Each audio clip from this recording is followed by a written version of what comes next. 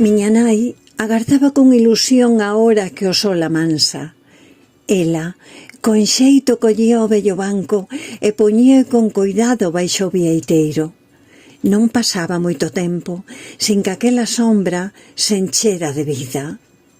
Miña nai non só poñía a madeira no chan, tamén poñía a risa e coa súa alegría infinita convertía un simple banco no centro do mundo.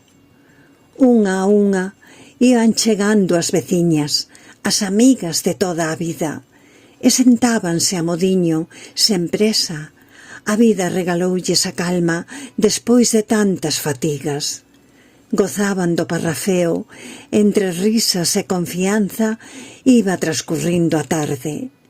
En aquel cachiño da aldea contaban historias co tempo non borra.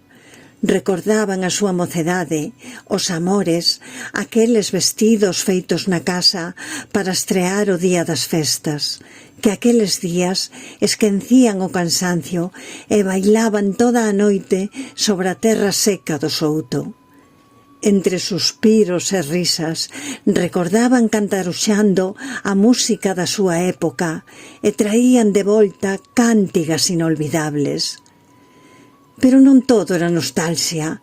Ás veces tamén discutían e porfiaban pola sombra, polo sol, a que ten frío non entende porque a outra ten calor. Tamén algún debate tiñan de política que lles encendía o ánimo. Pero esas nubes pasaban asiña e quedaba o mundo listo e arreglado. Eran campeonas en discutir por nada e quererse por todo. E se o dolor traía días ingratos, elas falaban cando estaban máis caladas. Cos seus xogos chegaban polo camiño os meniños.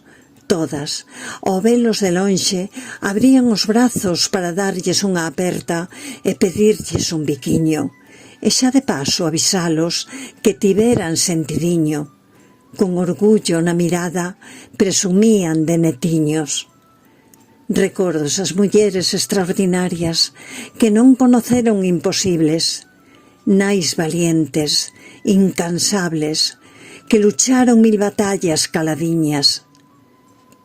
Ti, miña naiciña, que fuches para min exemplo de coraxe e de entrega, hoxe a túa risa sona suave solo nos meus recordos, pero a túa guía sigue modelando en min cada paso que dou. E no máis profundo de min sigo sendo a nena que di quérote. Graciñas a todas por enseñarme que a felicidade non é un gran evento, é un fío invisible que une os momentos máis sinxelos, como unha tarde compartida, con parrafeo, sen presa, e unha risa ao vento. Cada vez que os meus pasos recorren a aldea, donde o tempo parece querer separar, directo e profundo, un bico ao ceo comeza a voar.